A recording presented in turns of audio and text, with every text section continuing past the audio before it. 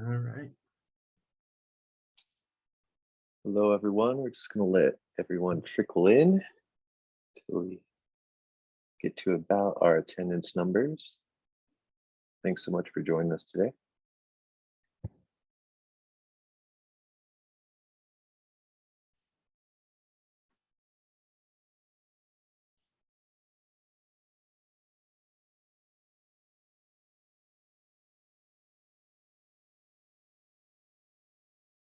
Give it a few more seconds here.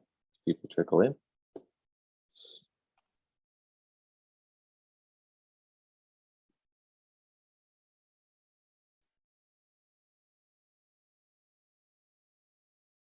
All right. Good afternoon, and thanks so much for joining us today. Welcome to the 22nd edition of our webinar series on the convergence of wetland science and technology. My name is Cameron Davis, and I'm the business development representative here at Ecobot. Today's topic is Geospatial WOTUS project management made easy. We've got a fantastic panel of experts and professionals with us today who will be introduced in just a few minutes. Once we kick things off, we're super eager to have a two-way dialogue during the presentation. So down at the bottom of your Zoom window, you should see a Q&A button. Please use that to ask any questions that you'd like to have answered by our panel, and we'll field them directly. We normally wait towards the end to have an open discussion, but please throw your questions in there. Our host today is my colleague with nearly 2 decades experience as a wetland scientist and also the co-founder and chief scientist at Ecobot, Jeremy Schewe. So I'll hand it off to him and get started. Great, thank you, Cameron, and welcome everyone. Welcome back for those of you who have joined us in the past. Very excited for our sharing today. So focus is on this space of geospatial project and data management in respect to projects around waters of the United States, also in respect to threatened endangered species and other natural resource management. Again, today's heavy focus is going to be on waters of the United States. And so again, this is our 22nd webinar since we kicked off since the beginning of the pandemic, and very excited to continue in the unfolding of the development of the technology that is making all of our lives easier. Just look back to where things were 4 years ago when we first came out and launched Ecobot and our partnerships with other geospatial and data management systems, the capabilities that we have now. In some ways, it's like, I feel like I really want to speak into the cutting edge of what this has created for all of us as scientists, as regulators, specialists, as project managers. But in many ways, it has become simply the way to do it at this point. And so the purpose today really is to help highlight the simplicity, the beauty, and the ease within which we're able to create within this industry. So want to just go ahead and launch off with a reminder. Like, I feel that it's really important that we are ascending biological data into the digital ecosystem. And part of the reason why this is because here in the 21st century, where most things are in some way data-driven, data is being utilized to understand better economics. It's being utilized to better understand how policy can be shaped. And if we're not contributing biological data, natural resource data, to help improve our understanding on a macro scale, on the landscape level, then we're doing our own future, our own generations that are going to come after us a disservice. So I just really want to lean into this. This is the sort of the digital ecosystem that I'm speaking to in respect to the wetland science, the combination of GPS receivers, GIS software, field applications, satellites, drones, all of these looking to better understand, interpret, record this biological information, and then put it into a format that can be shared with lay people, that can be shared with regulators, that can be shared with those that are writing or at the very least influencing policy. We are shaping our future. And so just a great little win in respect to the beauty of this simple ecosystem. Just last week was out with a team in Kentucky and found a fairly substantial unknown previously population of bronze rockcress, a federally endangered species. I was able to send the data and the shapefile to Kentucky Natural Heritage within 24 hours. And that's just an exciting time to be, is that, you know, taking data literally raw from the field and getting it to someone that is important for that information to be passed to. That could also be, you know, clients, what have you. But just, it's an exciting time to be in, shifting things. And so what I wanted to do was briefly introduce our panelists for today. And so again, for those of you who have participated in webinars in the past, you know that frequently I have some of the other panelists also present. Today, I'm going to be doing the lion's share of the presentation. However, we're going to have a little bit of an organic conversation as we flow throughout the webinar. So I'll call on our various panelists here at certain times in respect to the focus of their work, but also like how they are utilizing pieces from this palette of technology and data resources that we have available. So great team, Karina Photos with Spirit Environmental. Karina's based in Colorado, and she's senior project manager, heavily involved in WOTUS and T&E projects. We've known each other for several years. It's been great working with Karina, and she does a lot of project management and helping out with QA, QC, and overlooking fields, other field staff, field teams, data collection, and what they are getting ready to ascend. So super excited to have you on joining us here, Karina. Jodie Burns, Jodie and I are heavily involved in multiple pro bono projects together in respect to Society for Wetland Scientists. And what I love about Jodie is she runs her own ship, Cattails Environmental.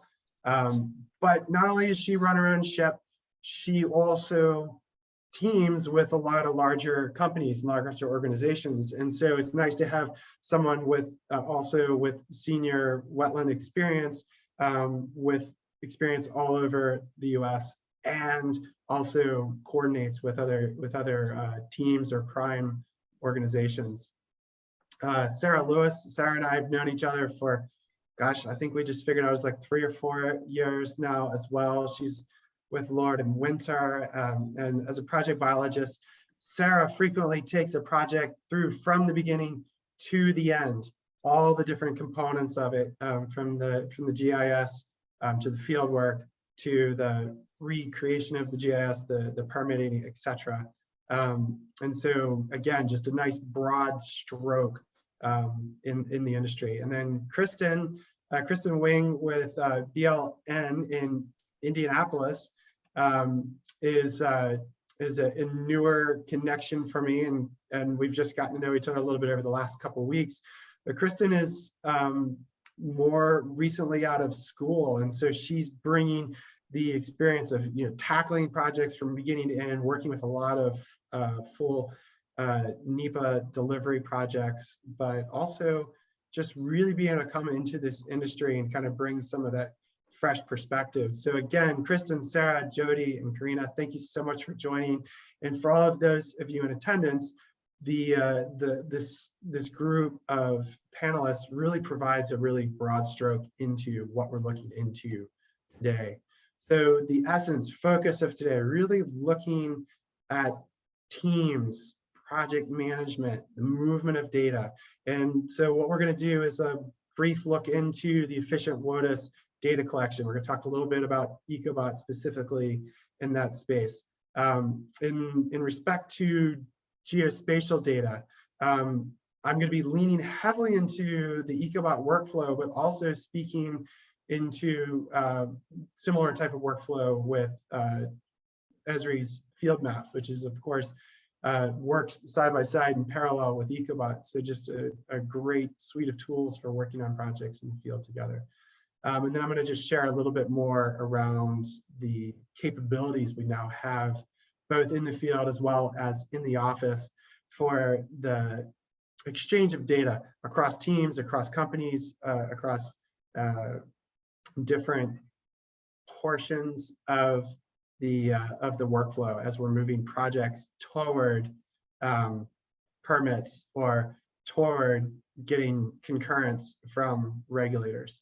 And then I'm going to very briefly talk about some of the seasonal access or subcontractor access in respect to Ecobot or field maps, etc. And then we should have plenty of time for questions and discussion at the end. So I'm going to go ahead and pause there and use that as one more opportunity for all of those of you in attendance. If you just take your cursor on the screen that you are watching this webinar on and pull it down to the bottom, you'll see a little bar that comes up, and there's two places there where you can be in communication with us. You can click on the button that says chat. Now chat's very general, so if you want that to go to someone specific, if you click on that, you'll see a little sidebar pull down, and then you can either direct the conversation to one person in particular. Say you want to write something to Karina or something to Jodie, you can write something directly to them and only they see it, or you can write it to everyone, or you can just write it to the panelists. So a great place to just kind of have rolling conversation in the back burner, passing notes in class, if you will. Now, if you have questions that are more specific to some of the techniques, the tools, technical questions in respect to workflow that we're going to be talking about here today, I would invite you to go to the button just to the right of the chat button. You'll see where it says Q&A. So if you click on that, a window will come up and you'll see there an opportunity to insert questions. You can also direct these questions to a specific person. Most of these questions, Cameron will be monitoring, and I will take a look at the end or while someone else is speaking, and then we can determine whether some of these will be questions that we speak to directly in the Q&A at the end of our conversation here today, or it may be that something can just be answered directly by someone from the panel that we may do that. So anyways, just you've got the Q&A for technical questions, you've got the chat for general conversation, which it looks like someone is already using. So that's what we're shooting for. All right, well, let's go ahead and jump in.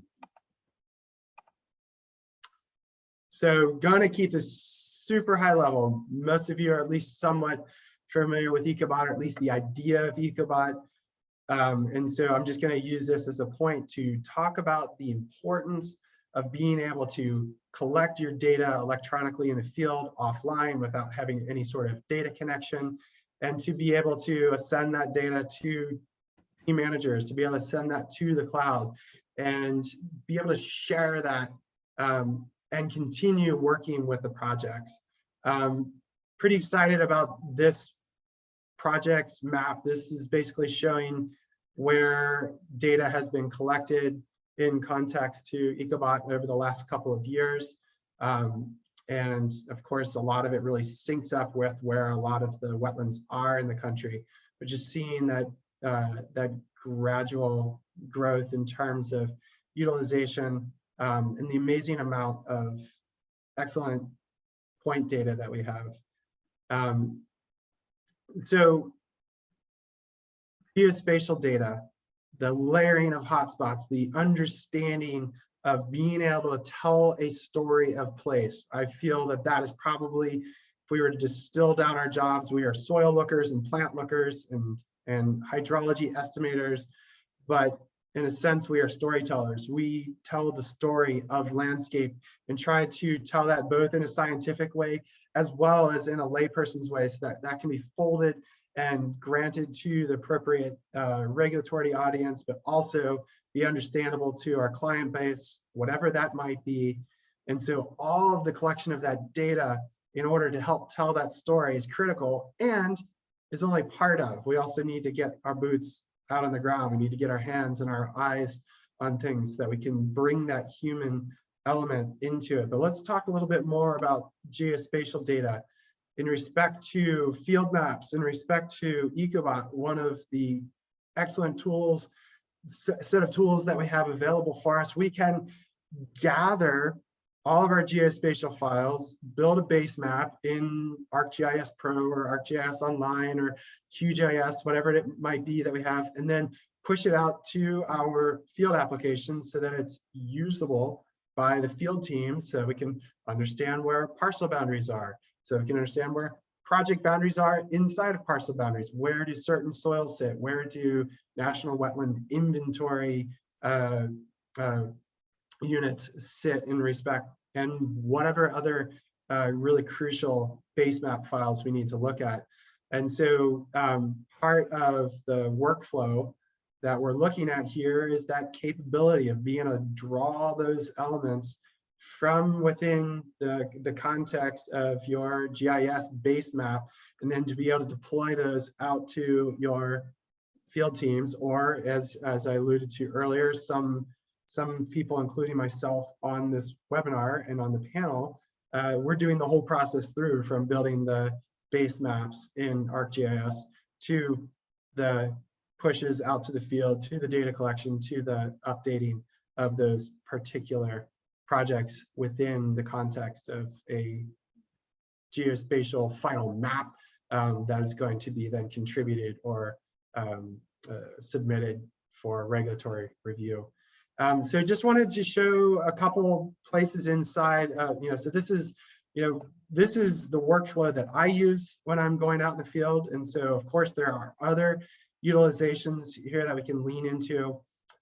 So if I'm building my base map, like I've done here in ArcGIS, then I can, once I have those soils and wetlands and parcel files and whatever else I might want within my model or map, I'm doing that by just a simple button up here, adding data, being able to build those in.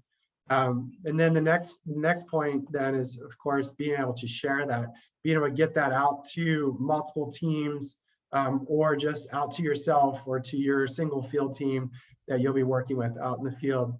And so on the far left, you'll see in ArcGIS, there's an opportunity here to export all of those shape files into field maps by clicking on that mobile map button on the far left that I've circled in red there as well.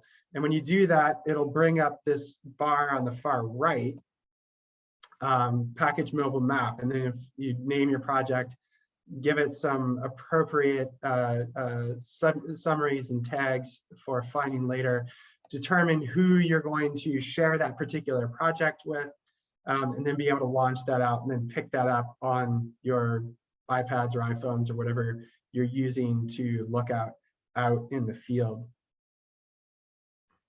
So let's talk about being on the ground and actually utilizing that information now. So I am in this picture standing at the edge of this newly developing emergent wetlands, and I'm collecting field sample point data in respect to that particular location, at the same time as being able to look at all of the necessarily base shape files that I need in helping with the preparation of the Army Corps of Engineers forms to be able to better label any of the information that I'm finding in the field, as well as sample points, and then able to move on. So part of what that's looking like is I am pairing my my iPhone to, in this case, we're pairing it to a Tremble R1. Frequently, we also use EOS Aero. I know there's some people on the call here who use other things like Juniper, and there's also, of course, a few others out there that are available as well. The beauty of utilizing the GNSS receiver is it gives you that really really precision-based accuracy. You can see on the screen capture here in the center, we're getting about 21 inches. Now that's of course in a fairly open canopy area. I find with EOS Aero that we're able to get to about 10 to 15 centimeters accuracy in open areas and about a ½ meter to around a meter in thickly canopied areas. Similar type of coverage for Tremble's new Catalyst unit that they've come out with in the last year or so. I know some people have been using that on Android devices. It's now available also on iPhone devices as well. So again, some great tools for getting sub-meter level of accuracy, pairing in with the devices that you are already using in the field. And I'm going to just pause here for a moment and invite some of my panelists in a little bit. And so I'm really interested, Jodie, when you're out in the field, what GPS or what GNSS receiver do you utilize? I use the EOS Aero 100. And what are you seeing in terms of accuracy levels? Similar to what I was talking about with canopy changes, things like that. Oh, it's pretty good. I know open canopy, I'm like within 11 inches, Yeah. just off the top of my head. With canopy, it takes longer to find all the satellites I need, but it eventually gets there, and it really isn't that long. Great. And then Jodie, just to backtrack a little bit, when you're preparing to go out in the field or doing any of your GIS layouts, what software are you using? Are you using Pro? Are you using Esri? Are you using something else? Well, I have a GIS specialist who makes my maps for me. We both have a Esri account, and so she just I have a list of things that I ask for her to put on them, and sometimes supply some of the information myself, and then we go back and forth. I check on to make sure everything's working the way I want, and we take off. It's pretty easy. Great. And then how are you getting your data back and forth most effectively? Well, as far as the mapping of features, we're using Field Maps app on an iPad, and I make all the corrections, and then my GIS specialist packages them up and sends them to me, and she also creates my maps. So that's kind of how it goes as far as the feature mapping. Great, thanks, Jodie. So Kristin, I'd love to ask you the same suite of questions here, and I can tee them back up for you if it's helpful. That would be, thanks. Yeah, so okay, so let's start first. What are you utilizing, or what does your team utilize in terms of GNSS receivers out in the field? So we've been typically using R1s. That's usually our go-to. We've played around with an R2 as well, and that has had some really great accuracy. I was under a couple trees and I got down to 2.8 inches. And that was helpful, but it's also difficult to be carrying that on its full, plus shovels and spades and everything. So usually it's just an R1 that we use. Okay. And then what are you collecting most of your data in? And then how are you transferring geospatial files? So when we go out, we're usually just using field maps. We have one big field map that we use for the season, so everyone on the team can access it. Because usually we have people going out on several different projects. And then we'll transfer that back into ArcMap. We're trying to get everybody to switch over to Pro right now. But that's how we kind of get it going back and forth. Great. Thank you, Kristin. All right, so let's jump out. Sarah, how about you? Start so GNSS receivers. yeah, so we use a little bit of both. We use the Aero, also the EOS Aero, and then the ISX SX Blue, I believe is what it's called. Yeah, that's what I use out there. And then in regards to the mapping or at least the accuracy that I've seen is pretty similar to what to the others. It's pretty good, in the not canopy area, open areas, but canopy can take a little bit longer. Sometimes sometimes we see that it's finding us and sometimes not. I think it's completely on our location where we're at. Okay. And then in regards to the mapping, I'm similar, at least in regards to Jodie's comment on fixing it in the field or on a phone or I actually don't use iPad. I just have a pretty large phone that I utilize, and pull that data and extract it out as shape files and go from there. Great. Thank you, Sarah. So, and then Karina, I know that you're managing multiple teams frequently. What GNSS receivers are you all using? We also use the Trimble R1s, and we found that we get similar accuracy to what everyone else was saying in the open canopies. And then we set alerts on our field maps too, so that if we're outside that accuracy, it will alert us so that we're not getting data that's not within a certain amount of accuracy. And then in the office, we're using ARC Pro to upload our data onto the field maps that we're using in the field. And it's worked really well for multiple teams, especially if you have a cell connection out in the field, because you can sync the data in real time and see where someone has collected something, which I really appreciate. Definitely. I do like that real time. I'm also, I would also say that real time and having the data connection also tends to draw on the battery of all the devices too.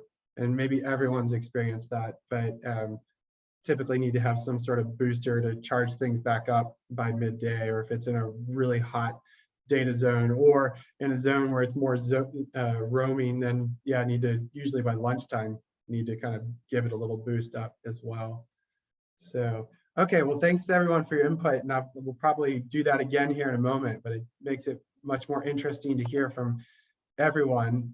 Want to lean a little bit into the sample point collection in respect to data, for WOTUS-based projects. Again, keeping this super high level. I mean, this is what Ecobot is providing in terms of creating massive levels of efficiency. I know that I have seen, the ability in terms of number of quality sample points that I'm able to collect in a day, or that my team is able to collect in a day, has at least doubled, sometimes more. I've heard from some folks that they're picking up more than triple the amount of sample points that they were able to collect before. And of course, there's various reasons for that. And a lot of the bullets here really focus into what some of those reasons are. But again, like, these are things that are, have drifted through most people's awareness at some point or another. I think what I'd like to do again is just invite our panelists just to chime in terms of what sort of improvements you have experienced through this data collection portion of it, and also the ability potentially to, from the field, be able to send data back to project managers. And so I think what I'd like to do is go in reverse order now, since Karina, you do a lot of the project management stuff. So if you wouldn't mind sharing your and your team's experience with this capability of collecting data in this manner. Sure. One thing that I was telling Jeremy about earlier in the week is that we were on a project recently that happened to be across the road from another project we had done a couple months before. And it was nice to be able to just go into Ecobot and pull up that project really quickly and look at what plants did we find on that site. Not to copy the data necessarily, but to just have a quick check of the vegetation that was on site, the soils that we were seeing. Is it all in line? Kind of helps some of that junior staff to know, are we looking at the same thing? Do we know what we're looking at? And then definitely especially on linear projects where you're going pretty fast and you have to collect a lot of sample points, not having, I come from an era when you had to do, the paper data sheets and then hand them off to someone else to interpret that. And interpreting handwriting is just painful, and it takes so long to take those hard data sheets and put them into an electronic format, and then to print those out. And the fact that all of that is automated in Ecobot, and that, the plants that you're going in and you're selecting the plants, you're not trying to spell them, that you can select easily between common name and scientific name. I mean, all those things are huge game changers that just make it go so much faster and so much smoother, that it's been huge for my teams, I think. Have you ever gone back just for fun to see how long it takes to do a paper form again? No. Why would they do that?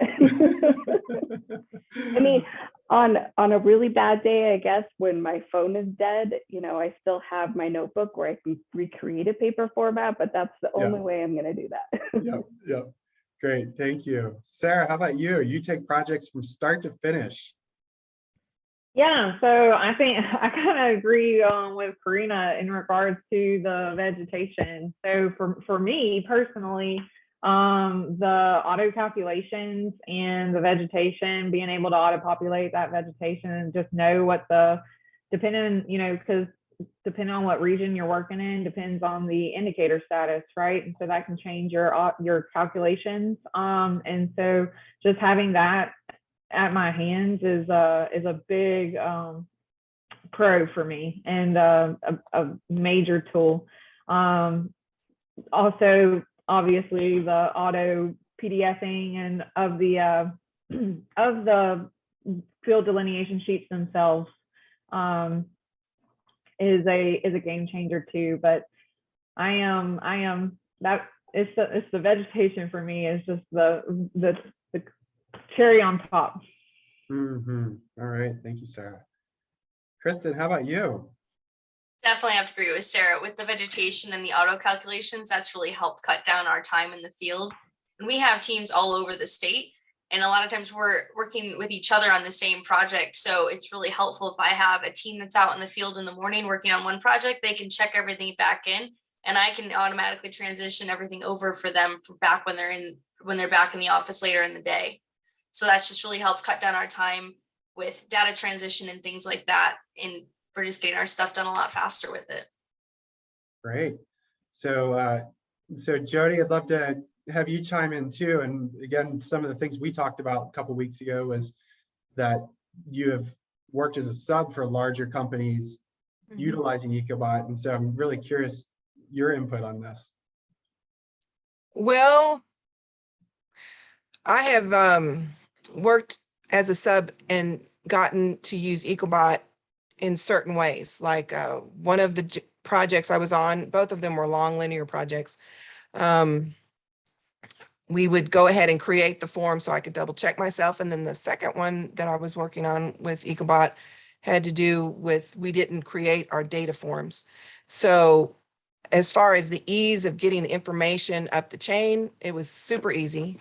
One thing that I find as a person who doesn't always know my plants, I like to collect them and work on IDing them with some of my keys out of the field, is that you can still get in there and fix things. So I still stumble through my data sheet some, just to be, real clear. I'm not always out there just 100% knowing everything beyond what you can observe when you're out there. But I do like the ease of getting the information to the folks that are going to either finalize it or write out the reports, for sure. Great, thanks, Jodie. And I think, Jessica Householder threw this question in the chat, and I know Cameron had asked her to throw it in Q&A, but let's go ahead and just tackle that now. So USACE has recently released, and in some areas they have some automated data forms that you can fill out in Excel spreadsheets, etc. And I know that you had some input on that, just in respect to the differences between those forms and utilizing Ecobot. So do you want to go ahead and speak to that, Jodie? Yes, I can. I'm really liking the automated data sheets. It does work similar to what Ecobot does, but I had tried to get the automated data sheets to work in the field with my iPad setup, And that was what I was figuring out, is that the Excel version that is iPad friendly is not robust enough, if that's the right term, to run the automated data sheet that comes from the core. So I use those when I come back in the office. I have half a foot in the paper world still. I'm sort of old school. And even early on when I was using Ecobot, I made data sheets that were just the soils, because I was concerned that I wasn't getting the hydric soil indicator correct. Looking through the multiple screens, that was one way I double checked myself just internally for what I was doing before I would okay things that were finalized. But Ecobot makes it more on the go. You can get things done when you're out there. The ADS, I find that you have to come back to your desktop and fill it out, but it's still pretty quick. I mean, you get the automatic plants, species, and genus that are popping up. It auto-fills all the calculations. I'm always double checking the hydric soil indicators. It will even, the automated data sheets will even put a little question mark on things that you might want to check. And then you kind of have to clean those up a little bit before you want to send it in a report. But yeah, that's my I thoughts. think the difference that I've seen, Jodie, it sounds like it's very similar, so I don't want to repeat, but what I would kind of tangent off of is like, Ecobot is built to be a field tool. It's built to be a field application. You don't have to get your finger inside of a little tiny spot, or with a stylus inside of a little spot. Like the Excel spreadsheet is really more of a desktop application. And so another advantage, of course, is by putting it directly into a format like Ecobot. It rolls it all up and it's complete. So yeah, great stuff. And more to come. And we're in great conversations with the core about how to co-develop some of these things in parallel together toward the future. So thank you for your input there, Jodie. All right, I'm going to nosy on here. I think I'm going to kind of move very quickly through these next couple of slides. These are just some screenshots. Again, we were talking, Jodie and I just talking about the utilization of this as an application in the field. Really easy buttons. It works like an app. It doesn't work like a spreadsheet. So it's intuitive. It's really easy to use. It's easy to look at. And it's built for wetland scientists by wetland scientists to be utilized in the field and to create as easy and intuitive flow in the process as possible. Part of the beauty of the process too is being able to send this data from the field to the office, as some of our great panelists have been speaking to here. Being able to take a break and send it up to the cloud so the project manager can review and get things back to us back out in the field. Being able to download the shape files from those ascended files to the cloud. So again, someone back in the office can already be mapping things out while teams are still in the field, potentially helping to redirect attention a little bit.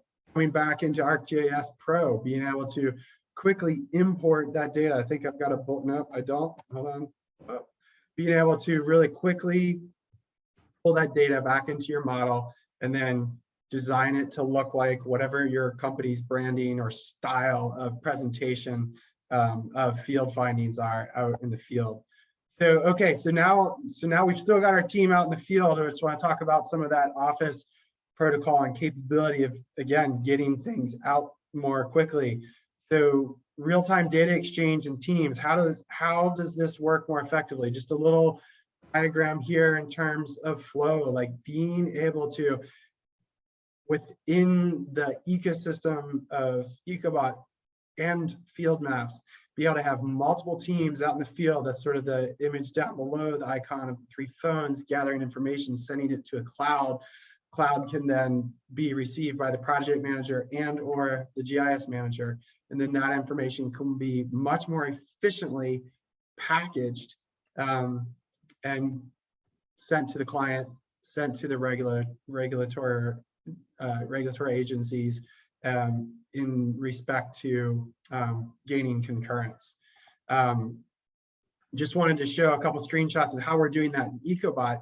So when you're out in the field, you can just go to your project and you can hit this Save Project to Cloud button, and then it's gonna send that up for someone back in the office to be able to pull that data down, look at it, potentially even do some management. So I just pulled a few screenshots out from the field last week in terms of what that might look like in terms of gathering some of your shape files. Again, sounds like most people on the panel today are creating their polygons or their polylines within field maps. You can do it in field maps. You can also do it within Ecobot and then export those directly. And so that this is the process, as simple as it is on the first 3 screens on the left, gathering that data, depicting it, and then selecting your project that you want to send up to the cloud.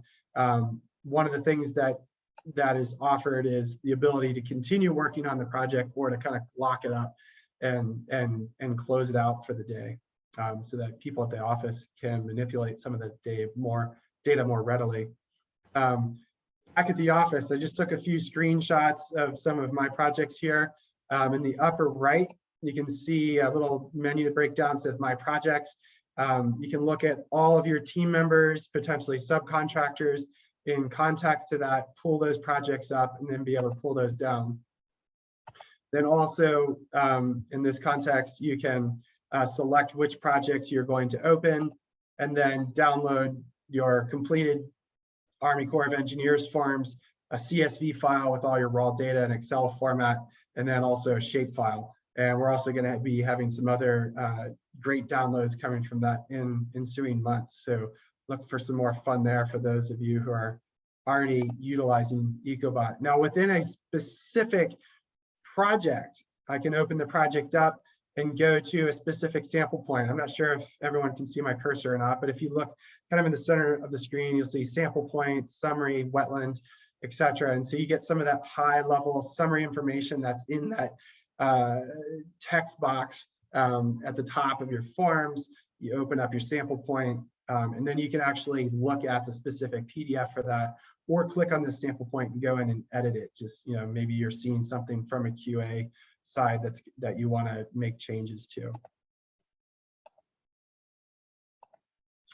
And then again, just kind of a screenshot looking in at a specific sample point and being able to go in and make any sort of adjustments here.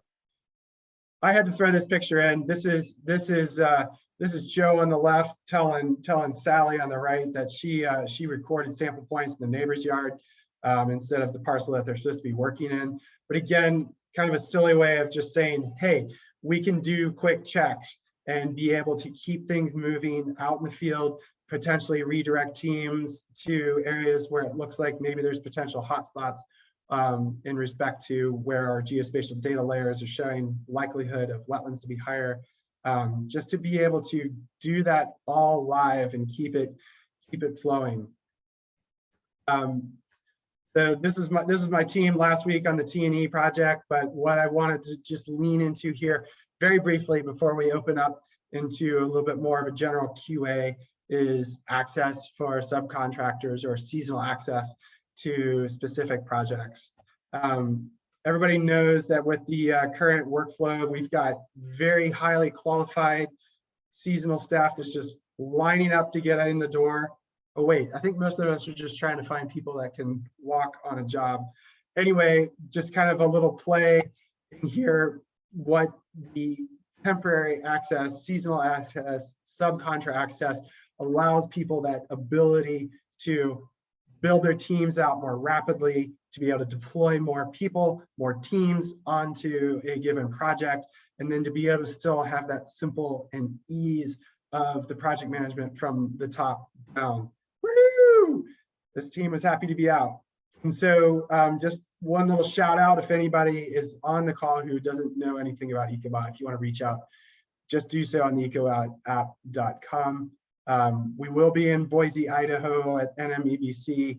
I should have put on here too. I will also be up in Michigan for the Society for Wetlands Scientists as part of the Jasmine conference this coming May as well. So hope to see you there. And thank you all for taking the time to join us today.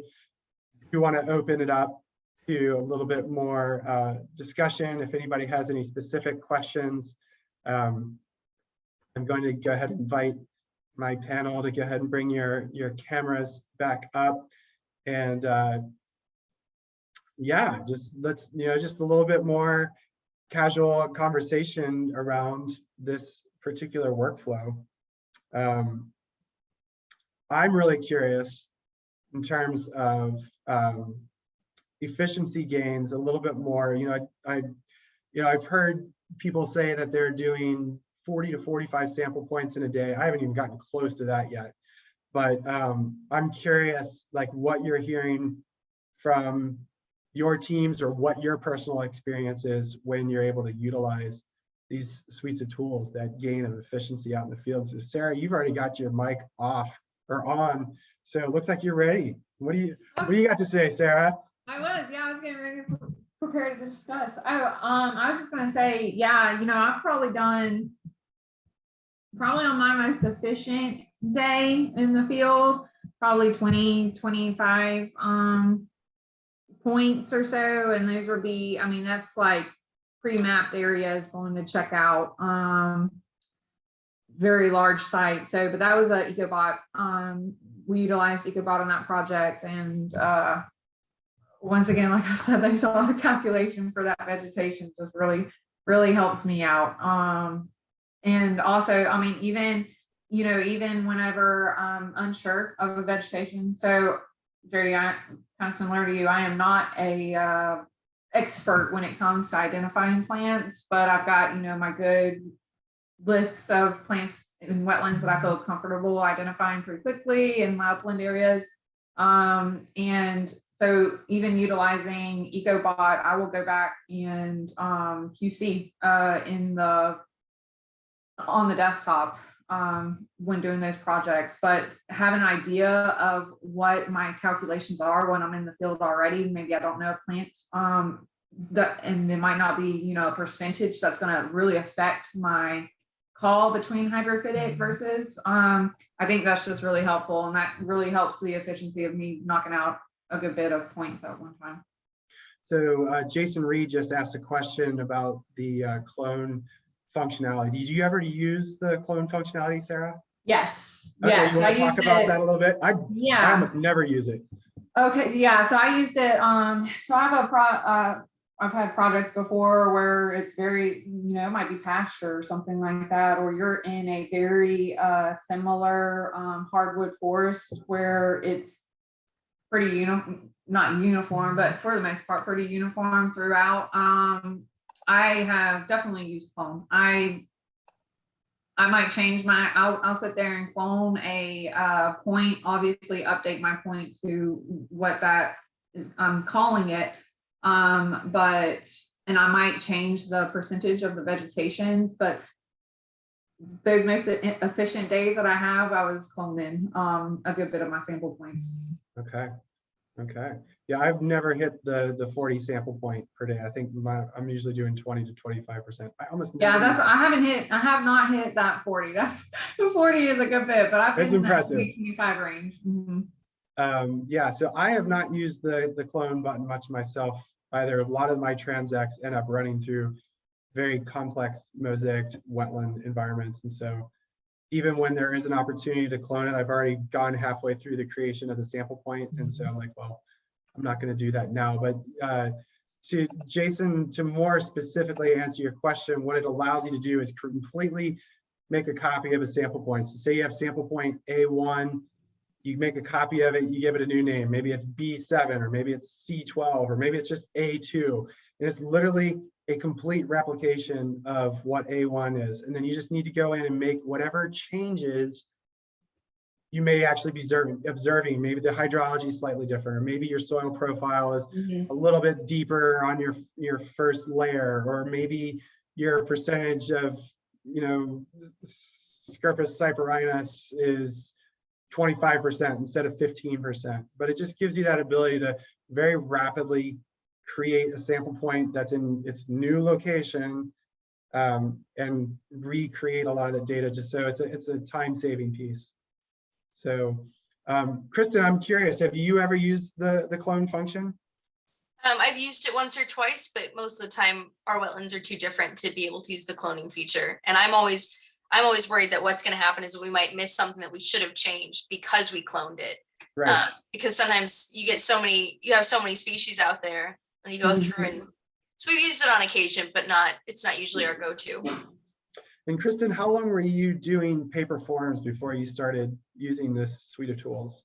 I never used paper forms. That's what I thought. I didn't want to I was so excited when we got Ecobot, and I was like, wait, not to sound like that young person, I was like, we had to do this on paper?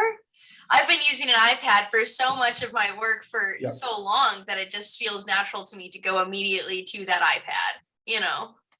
Yeah, I think we had somebody from Kimley Horn a couple of years ago who had just graduated with their master's, I think from UGA. And his first day, he was on one of the offices with Kimley Horn that was using Ecobot. And he was just, to him, it was just like, yeah, this makes sense. Yeah. His next project was with an office that hadn't started using Ecobot yet. And he looked at the stack of 3 sheets and he's like, what? What? I have to do all these calculations? Oh my gosh. Well, we'll have to go out for a wetland delineation, Kristin, sometime, and we might have to do at least one on paper. Oh, come on. I carry paper as a backup. Always got to be prepared. All right. You never know what's going to happen. So Awesome. I have it. I just don't usually need it. Yeah. But I'm down to do that. Awesome. So what are you finding, Kristin? What are some of the better days that you're seeing with your field teams in terms of number of sample points? I think the most we've hit is like usually around 15 to 20. Okay. For us, it really depends on the size of our projects, because we do a lot of road and bridge projects. So a lot of times it's in a more concentrated area. So we can actually hit 2 to 3 projects in a day, where before it might have only been 1, maybe 2. So that's been really helpful for us to do. Yeah. Okay, great. Thank you, Kristin. So Jodie, so this is a great pivot back to you, since like you're like me, you still take some paper out in the field, right? What kind of efficiency do you see when you're comparing paper to the electronic? I mean, I don't know if I can really address that question, because the projects I've worked on have been it's the access. So I'm driving around finding these pieces of property I can get to. So that's not a fair comparison if just headed straight. And I don't have to get in and out of a car and drive around. So I don't really have any numbers. I think your numbers are interesting. I did do a discretely bounded site, so it wasn't cross country or anything, with paper. And I had some guys digging my holes because I was doing transects. Yep. And I hit 23 in a day, but we were tired when it was over. But we got the information, but we couldn't have gone that fast without someone helping dig the holes. So yeah, I don't know. I was gonna say, that sounds nice, having them dig your holes. That's what takes me the longest. Yeah. I could tell you what it takes me to dig a hole, and we're all trying to be reasonable though, right? Because it's time and money and the client and cost and everything. So yeah. How since again you're similar, years of doing paper, how do you feel like the adoption process is to going to, for you? I can address that. I am older than, I don't know, maybe all of you, but I started doing this work in the 90s. So I have a cohort of folks that, let's say I do a social media post about something and they go, oh no, I'm sticking with paper. I'm like, oh, maybe you should be a little flexible and think about going to digital, because the last project I was on where we used Ecobot, it was paperless. And I was like, it's kind of nice. I mean, you really don't know till you get into it and do it. And it may make you feel uncomfortable just because it's something new, but it's always, things that make you feel uncomfortable aren't always bad. And I say go for it, do things that make you feel uncomfortable and try the new things, because you're gonna like it most of the time, I think. Yeah, It's just getting used to it. think that's probably what I love most about this work, and the fact that I don't just localize in one state or one region. I work all over the world, is that it constantly keeps my mind soft and pliable, and I'm always having to learn new things, which is partly why I think, I was the canon behind this experiment and this creation of Ecobot, because it was like, I need something that works and I can get it to work everywhere and is super efficient. It just made sense. And so I'm really grateful for that ability to be able to do that. But I love your challenge there. It's like, try new things out, because, I'm sure it took a lot of people a long time to adapt to driving a car. Most of us drive them now, or use something that has a motorized something, like, it's just interesting, because I think we're in a phase right now where everything is technology is evolving so rapidly. Like, half the time people are like, Jeremy, I sent you that Spotify list. Be like, I don't even know what Spotify is. I don't use that. I still put CDs in or put my record player on, so, it's just like, there's part of me that does gravitate towards classic utilization of things. But sometimes, especially when it comes to work related things, like, yeah, where's the coolest tool that's going to do this in the best manner possible? I would like to make a challenge to even the younger folks.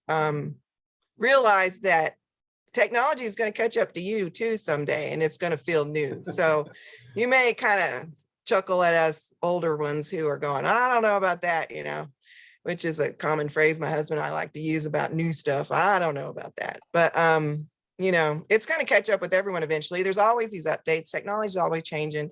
So give each other grace and help us all, get on the same page, maybe some a little quicker or slower than others. But great. Karina, how about you? And then I do have a great question here from Jason that I want to answer or put out as well. But what about you? What levels of efficiency are you seeing with your teams? And just quick compare. I guess I'm kind of with Jodie in that we don't really do a large number of sample points in a day. Even when we have linear projects, it's more like we have to hike in half a mile to get to our sample point, and then maybe we'll have 4 points to get our wetland boundary, and then we have to hike out another mile. So it's really more access and just getting to our sites.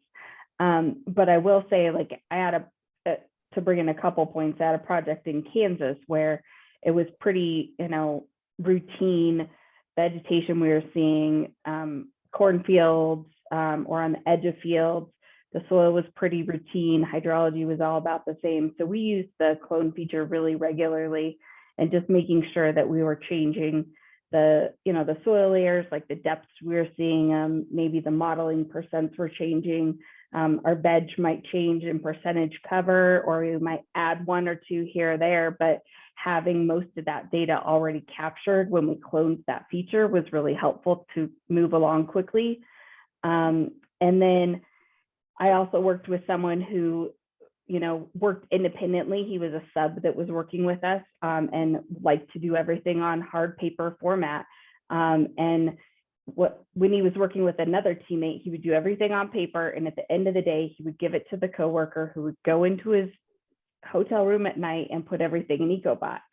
And I told him, I'm like, I'm not doing that. I'm like, that's my time to like relax and just decompress. So he was going around filling out his data sheet, but he was saying it out loud as I was filling it in Ecobot. And he came around to the end and I was like, okay, I'm done. He's like, you got it done that fast? And I was like, yeah, it's pretty quick once you really figure it out. Yeah. And, it might take a little bit to figure out where everything goes and remember how to get back and forth between the different layers. But once you get through that initial process, it's a fast process and it's worthwhile. And I know there's that argument that, well, what if it crashes? Or, at least with the paper format, you have the paper, but with the paper format, you still have the same issue if your bag gets wet, and then you don't have that data anymore either. So it's still, there's always those trade-offs. So for me, it's just my back is thankful that I don't have to carry as many books and as many clipboards. Like I said, I'm not interpreting someone else's handwriting. And I can also put in an unknown. If we're consistently coming across an unknown, we put it in a bag. We call this unknown Carix 1, and we consistently call it that on a data sheet so that we can come back later and fill that in. And Ecobot makes that adaptation. So that works well for us. Great, thank you. So second highest record was 37 sample points per day. That was on a large 3,000 acre site solar farm. So easy to run transects really quickly. That's a lot of types of projects I do. Never been that high. The highest was 40, and interesting enough, it was on a linear corridor project. I don't know how they did it, but those are the records so far that I've heard.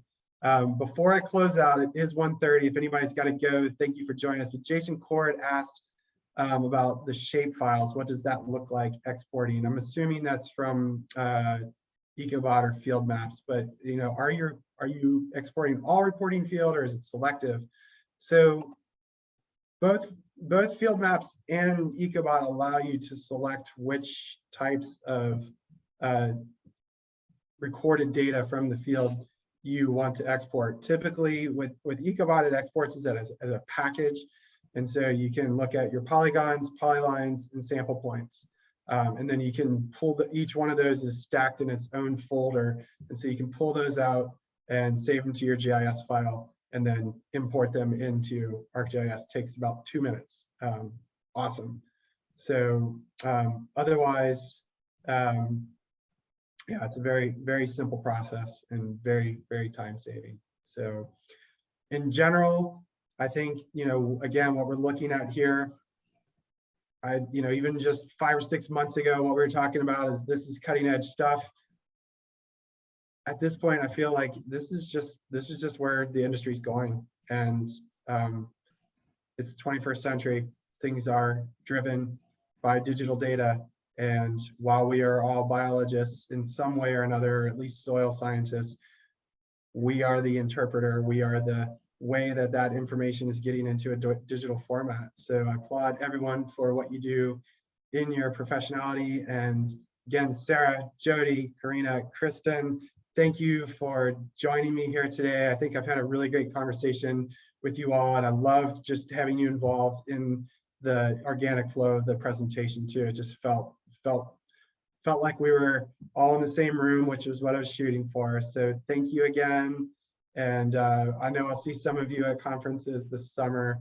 And thank you for everyone who was in attendance today, or for those of you who are coming back and viewing the recording afterwards. So thank you. Sarah, you want to leave everybody with parting word? Wonderful. Go out and have fun. All right, Jodie. Thank you. This was great. I enjoyed it. Yes.